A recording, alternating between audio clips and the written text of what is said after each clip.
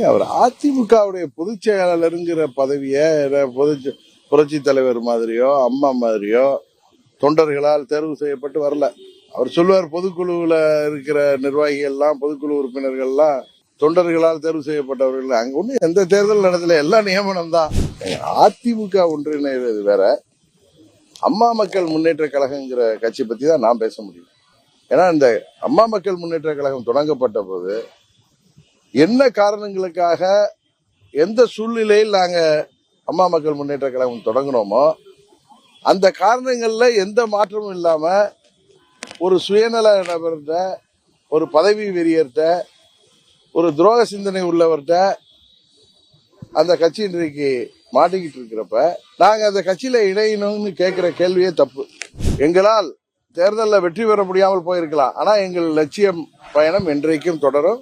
வருங்காலத்துல உறுதியாக நாங்கள் வென்றெடுத்து அம்மாவின் லட்சியங்களை தமிழ்நாட்டில் கொண்டு செல்வோங்கிறது தான் எங்களுடைய நிலைப்பாடு. அதுல நாங்க எங்களது இறுதி சுவாசம் உள்ளவரை போராடுவோம்.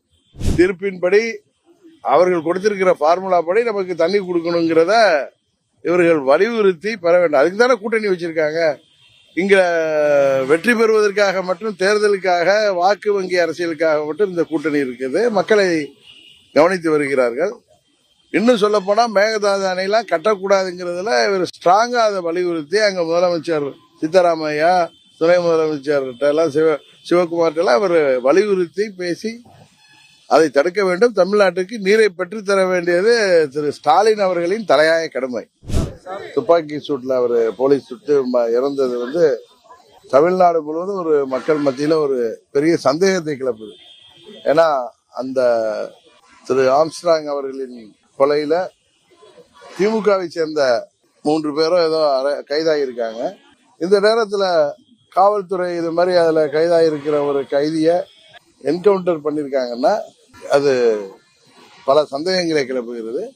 இதற்கெல்லாம் காலம் பதில் சொல்லும் என்றும் நீதிமன்றம் அதற்கு உரிய நடவடிக்கை எடுப்பார்கள் என்று நம்புகிறோம். அவர் அதிமுகவுடைய பொதுச் செயலாளருங்கிற பதவியை புரட்சி தலைவர் மாதிரியோ அம்மா மாதிரியோ தொண்டர்களால் தேர்வு செய்யப்பட்டு வரல. அவர் சொல்லுவார், பொதுக்குழுவில் இருக்கிற நிர்வாகிகள்லாம் பொதுக்குழு உறுப்பினர்கள்லாம் தொண்டர்களால் தேர்வு செய்யப்பட்டவர்கள். அங்க ஒண்ணு எந்த தேர்தல் நடத்தல, எல்லாம் நியமனம் தான். அது எடப்பாடி பழனிசாமி அம்மா அவர்கள் மறைவுக்கு பிறகு 2017 16 டிசம்பர் 31க்கு அப்புறம் கடைசியா நடந்ததுதான் 29 ஏதோ நடந்ததுதான் அம்மா அவர்களால் அம்மா அவர்கள் காலத்தில் தேர்ந்தெடுக்கப்பட்ட நியமிக்கப்பட்ட பொதுக்குழு உறுப்பினர்களால் நடத்தப்பட்டது. அதுக்கப்புறம் எல்லாம் இவங்க நியமிச்சுக்கிட்டது தானே. அதனால அந்த கட்சியை அவர் கபலீகரம் செய்து வச்சிருக்கிறாரு. அங்க பாவம் தொண்டர்கள் ரெட்டையிலே இருக்கிறது அப்படிங்கிற ஒரே காரணத்துக்காக அங்கே வேறு வழியின்றி இருப்பவர்கள் அவரை பொதுச் செயலாளராக அவர் செயல்படுகிறார். அவர் சொல்லி யாரும் கேட்கல. அங்க 82% வாக்குப்பதிவு ஆயிருக்கு. அப்புறம் மீதி உள்ள 5% தான் அங்க அதிமுக தொண்டர்களா ஓட்டு போடாது. அதெல்லாம் அப்படி இல்லை. நான் போன கூட்டத்துக்கு அன்றைக்கு 2 ஊர்களில் நான் போய் வாக்கு சேகரிக்க சென்றேன். 2 ஒன்றியங்கள்ல.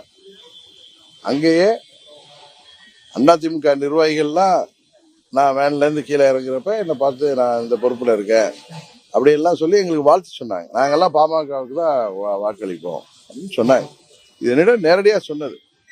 அந்த ஊர் பேர் 2வது பாயிண்ட், முதல் பாயிண்ட் நியமமா ஏதோ ஒரு இடத்துலயோ 2 இடங்கள்ல பேசணும். நெம்மூர், இன்னொன்னு அதான். இந்த 2 பாயிண்ட்லயுமே நிறைய ஏடிஎம்கே நிர்வாகிகள் எல்லாம் தேர்தல் இல்லாதனால அவங்க அங்க பாமக கூட்டத்திலே கலந்துக்கிட்டாங்க. இதுதான் உண்மை. ஒன்றிய பொறுப்புல உள்ள நிர்வாகிகள் சிலர் கீழே இறங்கினப்ப காருக்கு மாறுறப்ப இல்லை இறங்கி நம்ம நிர்வாகிகளோட சால்வை மாலையெல்லாம் வாங்கிட்டப்ப என்னிடம் அவங்க அறிமுகம் செய்துட்டாங்க. இது நான் ஏதோ மிகைப்படுத்தி சொல்லலை, இது நடந்தது. அவர்கள்ட்ட சொன்னது எங்க ஓட்டு எல்லாம் பாமகவுக்கு தான் அப்படின்னு சொன்னாங்க. அதிமுக ஒன்றிணைவது வேற, அம்மா மக்கள் முன்னேற்ற கழகங்கிற கட்சி பத்தி தான் நான் பேச முடியும். ஏன்னா இந்த அம்மா மக்கள் முன்னேற்ற கழகம் தொடங்கப்பட்ட போது என்ன காரணங்களுக்காக எந்த சூழ்நிலையில் நாங்க அம்மா மக்கள் முன்னேற்ற கழகம் தொடங்கினோமோ அந்த காரணங்கள்ல எந்த மாற்றமும் இல்லாம ஒரு சுயநல நபர்கிட்ட, ஒரு பதவி வெறியர்கிட்ட, ஒரு துரோக சிந்தனை உள்ளவர்கிட்ட அந்த கட்சி இன்றைக்கு மாட்டிக்கிட்டு இருக்கிறப்ப நாங்க அந்த கட்சியில இணையணும்னு கேட்கிற கேள்வியே தப்பு. அதே நேரத்தில் நான் அன்றையிலிருந்து சொல்லி வர்றது, முதல் நாள்ல இருந்து சொல்லி வர்றது, அம்மாவின் உண்மையான தொண்டர்கள் அனைவரும் ஒன்றிணைந்து அம்மாவின் கொள்கைகளை, லட்சியங்களை தொடர்ந்து தமிழ்நாட்டில் எடுத்து செல்லணும் அப்படிங்கிறது தான் எங்களுடைய நிலைப்பாடு. அதனாலதான் அம்மாவுடைய திருவுருவப் படத்தை தாங்கிய கொடியை அம்மாவின் பெயர்ல கட்சி ஆரம்பிச்சு அம்மாவின் கொள்கைகளையும் லட்சியங்களையும் நாங்கள் தொடர்ந்து கடைபிடித்து வருகிறோம். இன்றைக்கு எங்களால் தேர்தலில் வெற்றி பெற முடியாமல் போயிருக்கலாம், ஆனா எங்கள் லட்சியம் பயணம் என்றைக்கும் தொடரும். வருங்காலத்தில் உறுதியாக நாங்கள் வென்றெடுத்து அம்மாவின் லட்சியங்களை தமிழ்நாட்டில் கொண்டு செல்வோங்கிறது தான் எங்களுடைய நிலைப்பாடு. அதுல நாங்க எங்களது இறுதி சுவாசம் உள்ளவரை போராடுவோம். எனக்கு அதை சொல்ல மற்ற கட்சிகள் கூட்டணியை பத்தி நம்ம பேசுறோம். என்னிட்ட தேசிய ஜனநாயக கூட்டணியை பற்றி கேளுங்க, நான் பதில் சொல்றேன். தொடர்ந்து வலியுறுத்துறாரு. ஆலோசனை கூட்டத்தில் கூட எல்லாமே ஒன்றிணைந்துதான் இந்த வரக்கூடிய 2020 தேர்தலுக்கு முடியும் அப்படின்ற போது ஓபிஎஸ் அவரும் வந்து தொடர்ந்து வந்து வலியுறுத்திட்டே இருக்காரு.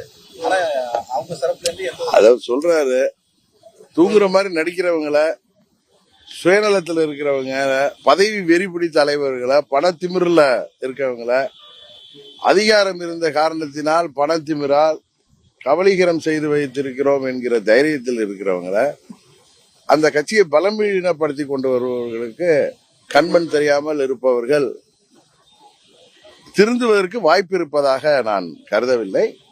அதே நேரத்தில் உண்மையான அம்மாவின் தொண்டர்கள் அனைவரும் உறுதியாக ஒன்றிணைவோம். ஏன்னா அந்த தொண்டர்கள் எல்லாம் வெளிப்படைந்து இன்றைக்கு இரட்டை இலை இருக்கின்றது என்பதால் தங்களை தாங்களே ஏமாற்றிக் கொள்வதிலிருந்து அவர்கள் வெளியில் வந்து உண்மையான தொண்டர்கள் எல்லாம் ஒன்றிணைந்து அவர்கள் விரும்புகின்ற தலைமையை தேர்ந்தெடுக்கும் பொழுது அந்த அம்மாவின் இயக்கம் உறுதியாக மீண்டும் அம்மா காலத்தில் இருந்தது போல இருக்கும் என்று நான் நம்புகிறேன்.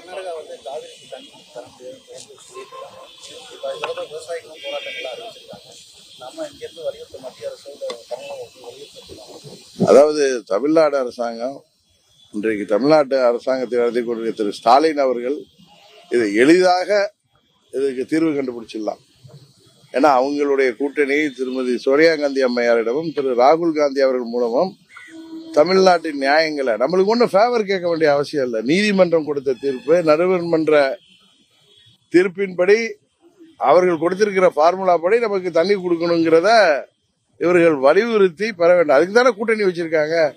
இங்க வெற்றி பெறுவதற்காக மட்டும், தேர்தலுக்காக, வாக்கு வங்கி அரசியலுக்காக மட்டும் இந்த கூட்டணி இருக்குது. மக்களை கவனித்து வருகிறார்கள்.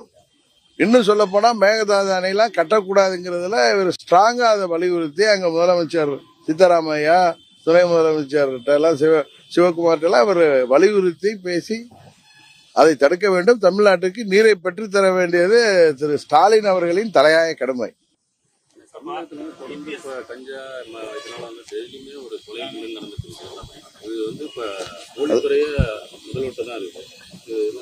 ஆக்சுவலா போலீஸ் துறையை வைத்திருக்கிறவர் திரு ஸ்டாலின் அவர்கள். அங்க சம்பந்தமே இல்லாம கலெக்டரையும் அவர் வந்து டிரான்ஸ்பர் பண்றாரு. கள்ளக்குறிச்சியில எஸ்பியை சஸ்பெண்ட் பண்றாரு. அவர் தான் இதுக்கெல்லாம் பொறுப்பேற்று, தார்மீக பொறுப்பேற்று என்ன செய்யணுமோ அது செய்யணும். அதுக்கப்புறம் அந்த சோகா நிகழ்ச்சி கள்ளக்குறிச்சி தொடர்ந்து 10 நாளே விக்கிரவாண்டி பக்கத்துல ஒரு ஜெயராமன் ஒருத்தர் தவறினாரு கள்ளச்சாராயத்துல. இன்னும் பல சம்பவங்கள் நடந்துட்டு தான் இருக்கு. அது மாதிரி போதை மருந்து வியாபாரம், கஞ்சா வியாபாரம் தமிழ்நாடு முழுவதும் கொடி கட்டி பறக்குது.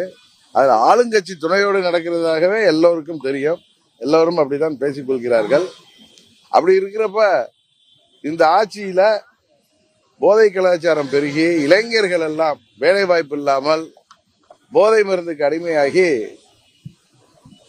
கூலிப்படைகளாக மாறி வருகிறார்கள். அதான் தினம் 2 கொலை 3 கொலை நடக்குது. இதற்கெல்லாம் அந்த முதலமைச்சர் வருகின்ற தேர்தலிலாவது பதில் சொல்வார் என்று நம்புகிறோம். ஏன்னா இப்ப ஏதோ ஓட்டுக்கு 2000 3000 கொடுத்து மக்களை விலக்கி வாங்கிவிட்டோம் என்று ஆளுங்கட்சி என்கிற காரணத்தால் மக்கள் வாக்களித்திருக்கிறார்கள். இன்னும் 1.5 வருஷத்துல ஒன்றும் மாற்றம் வரப்போது போல இவங்களுடைய. அதனால 26ல பெரிய மாற்றம் வரும் என்கிற நாம் நம்புகிறோம்.